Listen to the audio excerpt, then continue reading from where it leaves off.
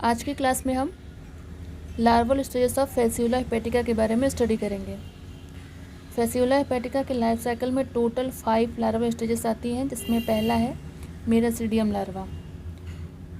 यह फैसियोला के life cycle की फर्स्ट लार्वा स्टेज है। मेरासीडियम लार्वा जो होता है वो फैसियोला के लाइफ साइकिल की फर्स्ट लार्वा स्टेज है।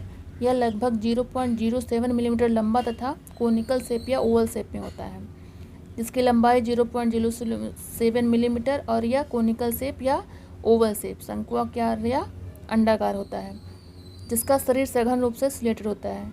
इसकी बॉडी पर पूरी तरह से सिलिया की एक कवरिंग होती है। इसके अगले सिरे पर एक उभार होता है जिसे एपिकल पैपिला कहते हैं। ये ऊपर का जो उभरा हुआ पार्ट दिख रहा है इसे एपिकल पैपिला कहते हैं और एपिकल पैपिला पर सिलिया अब्सेंट होते हैं। लार्वा की बॉडी वॉल से बाहर से 21 हेक्सागोनल सिलिएटेड एपिडर्मल प्लेट्स 5 पंक्तियों में लगी होती हैं।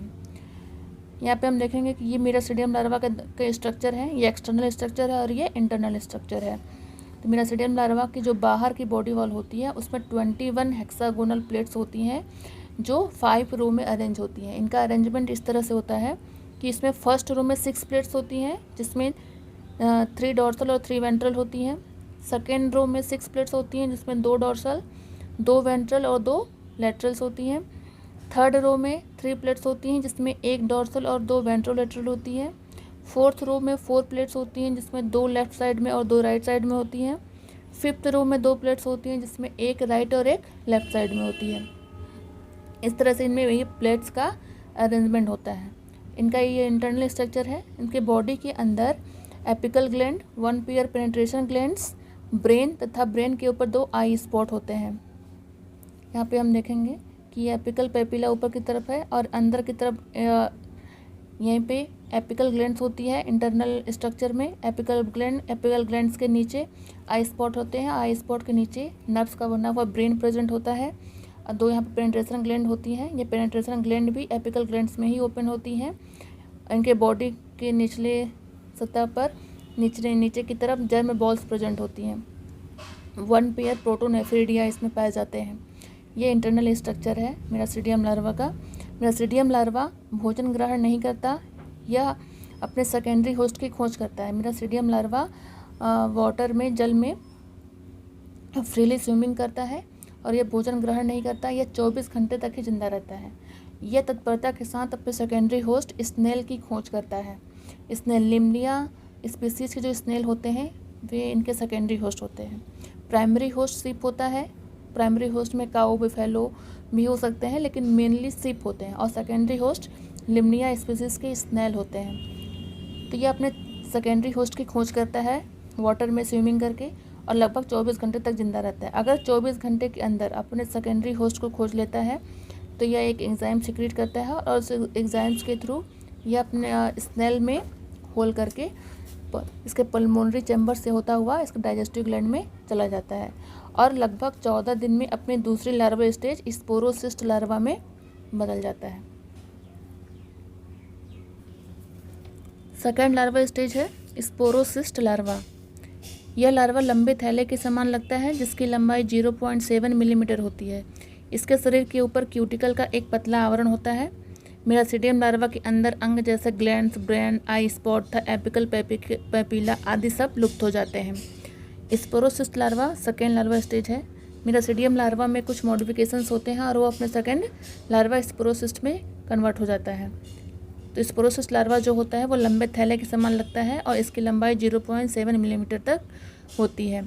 इसके शरीर के ऊपर सीलिया अब्सेंट होते हैं। एक क्यूटिकल की पतली लेयर पाई जाती है।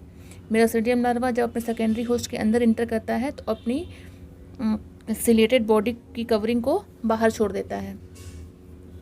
इस तरह से जो स्पोरोसिस्ट लार्वा होते हैं उसमें सीलिया अब्सेंट होते हैं और क्यूटिकल की एक पतली लेयर पाई जाती है। और मेरासीडियम लार्वा के अंदर की जो अंग थे उसमें brain, glands, penetration gland, apical glands, apical papilla आदि सब इसमें डिसअपेयर हो जाते हैं। नेफ्रिडिया जो होता है वो डिवाइड होकर 2 बन जाते हैं। इसके अंदर जर्म बॉल्स पाई जाती हैं। इन जर्म बॉल्स के द्वारा अगली लार्वा स्टेज बनती है जिसे रेडिया लार्वा कहते हैं। स्पोरोसिस्ट लार्वा के अंदर हम देख रहे हैं कि जर्म बॉल्स प्रेजेंट है।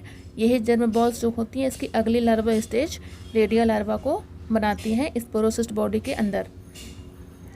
इसके बाद हम देखेंगे third larva stage, redia larva.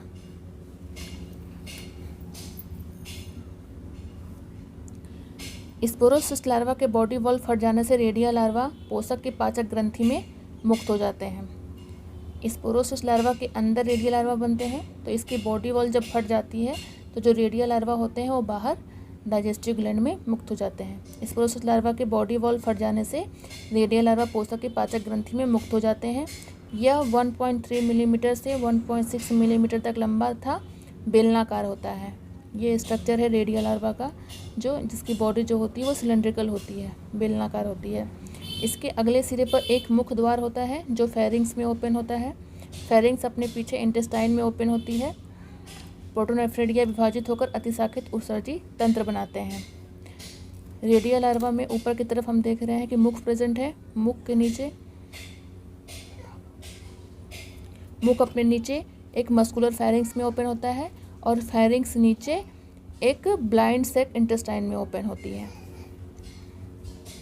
जो प्रोटोनेफ्रिडिया होते हैं वो ब्रांचेज हो जाते हैं और एक उत्सर्जी तंत्र का निर्माण करते हैं।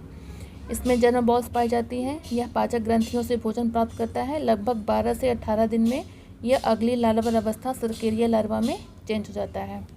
रेडिया लार्वा जो होते हैं, रेडिया लार्वा के अंदर जो जर्म बॉल्स प्रेजेंट होती हैं, ये जर्म बॉल्स जो होती हैं वो डॉटर रेडिया बनाती हैं। डॉटर रेडिया जो होते हैं वो अपने पेरेंट्स के जैसे ही होते हैं। मतलब जो हमारे रेडिया लार्वा है, रेडिया लार्वा के जर्म बॉल से जो डॉटर रेडिया बन रहे हैं वो redia larva parent redia larva के जैसे ही होते हैं, सेम। और जो डॉटर रेडिया होते हैं, डॉटर रेडिया के अंदर जो जर्म बॉल्स होती हैं वो अपने अंदर भोजन को एकत्रित करके ग्रोथ करती हैं और उसमें कुछ चेंजेस आते हैं और वो अगले लार्वा स्टेज सर्केरिया लार्वा को बनाती हैं। फोर्थ लार्वा स्टेज है सर्केरिया लार्वा। प्रत्येक डॉटर रेडिया लगभग 1 से 20 सर्केरिया लार्वा को जन्म देती है। एक डॉटर रेडिया से 1 से 20 तक सर्केरिया लार्वा बनते हैं। सर्केरिया लार्वा 0.25 मिलीमीटर से 0.35 मिलीमीटर तक लंबे होते हैं। इनका शरीर चपटा तथा हृदयाकार होता है।